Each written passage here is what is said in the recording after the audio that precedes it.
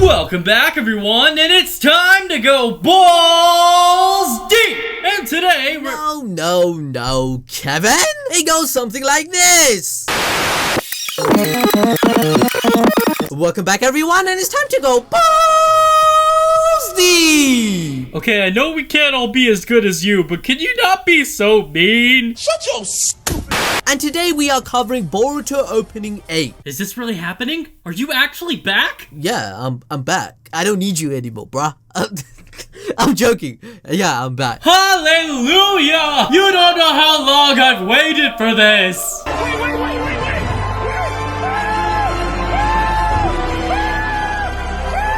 Bruh. Oh, you're probably wondering, where have you been, Anime Balls Deep? We missed you, dog! We missed your voice, we missed your jokes, we missed your analysis, we missed your streams, we love you, man! Forget about Kevin and you! I'm joking. Yo, you guys are brown-nosing me too much in the comment section, but I appreciate that and I love you guys. I miss you guys too. Please spread the word that I'm back to everyone you know that watches our channel. But to keep things short and sweet, I was away on vacation and I was actually vlogging on a daily basis on Instagram. I was vlogging quite often whilst on trip. So if you haven't been following us on social media already, then I suggest you go do so right now, because a lot of you kept in contact with me whilst I was on break saying how entertaining my vlogs were. And I appreciate every single one of you sticking with the channel as Kevin, Sid and Yusuf took over for the time that I was away. So please, let's give them a round of applause.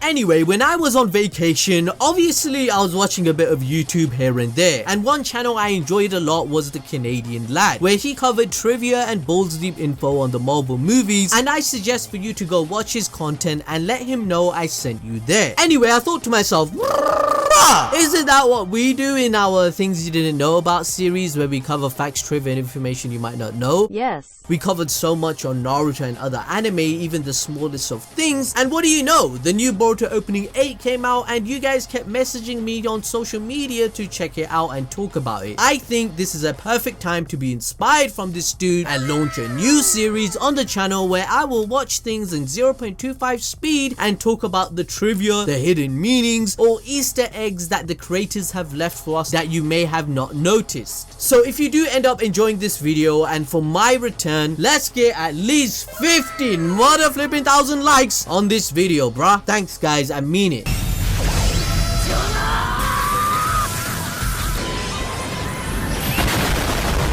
So first off, some of you may have noticed that this opening sounds familiar. Well, the same band and singer Ika Monogakari, who also sang Bluebird, sang this opening.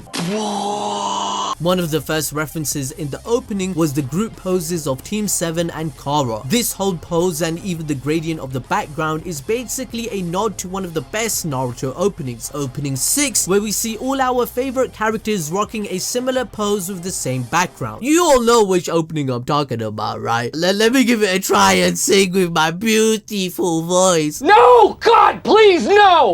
Can you hear me? I promise. Wait, let me try that. Can you hear me?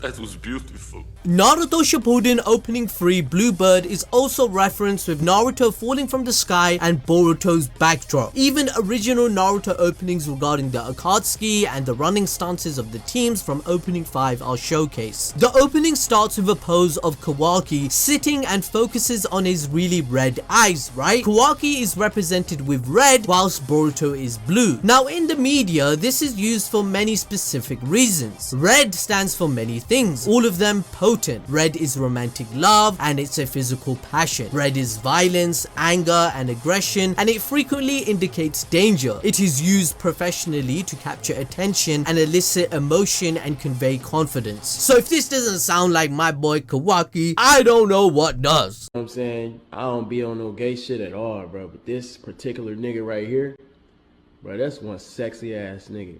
Bro, if I was a girl,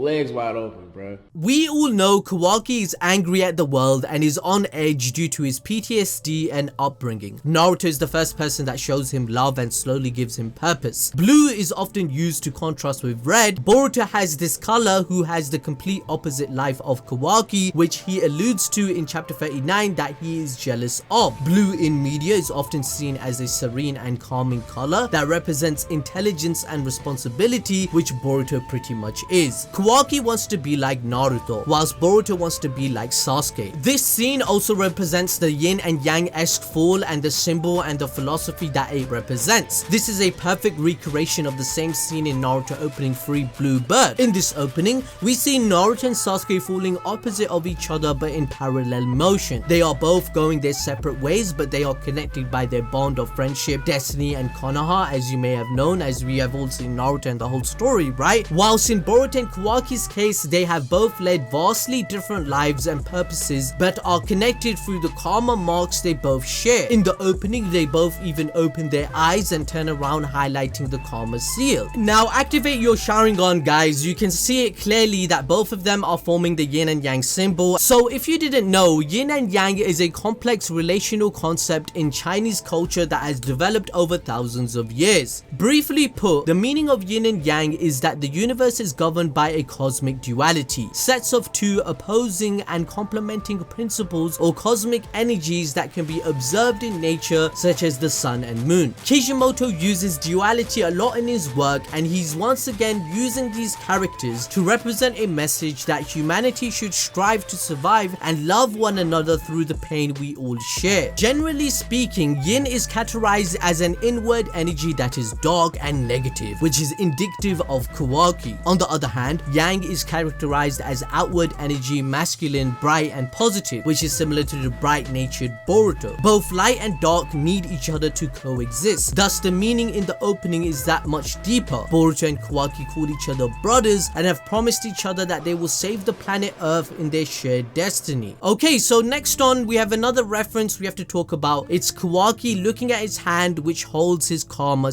mark. This takes us back to Naruto Shippuden opening 18. In opening 18, the crystal represents Naruto's bonds and dreams, as he was trying to keep it intact, and it meant everything to him, as he had a destiny to fulfill, as he was the child of prophecy. If you want a full opening breakdown of what this crystal meant, I've already done so almost 4 years ago, and it will be in the comment section below. Even the lyrics of the opening song they use for this refers to everything about destiny. From all of these references, some fans have suggested that Boruto may go rogue due to causing so much trouble to the village, as he is Momoshiki's vessel that he cannot control and he keeps taking over his body. He wouldn't want to harm anyone weak or innocent, since even in Boruto chapter 54, Sasuke and Naruto will suffer through Boruto's hands. So there is a theory out there in the community that this will cause Boruto to become a ninja like Sasuke, since he will also have to leave the village and train to stop his karma destiny. It's a perfect setup to align with the current story and foreshadowing, as Momoshiki said Boruto's eyes will take everything away from him, just like it did his idol Sasuke. Sasuke had a life where he lost everything at a young age, which caused him to go rogue and leave the village. Boruto may follow his footsteps and end up becoming a ninja just like Sasuke, which he wishes to be in the future when he's older. Now, the lyrics in the song in the opening, they explain that there is no dreams in this wretched world left, and Boruto is only holding on to what was left from what society produced. Both he and Kawaki are crying. Their cries are getting louder and louder with no protection around, and the only thing that eats Boruto's heart is the future, since it will be completely messed up due to his destiny. The whole song, you know, with the beat and shit, it looks upbeat. I was like, yo, this song's lit, bruh. Yo,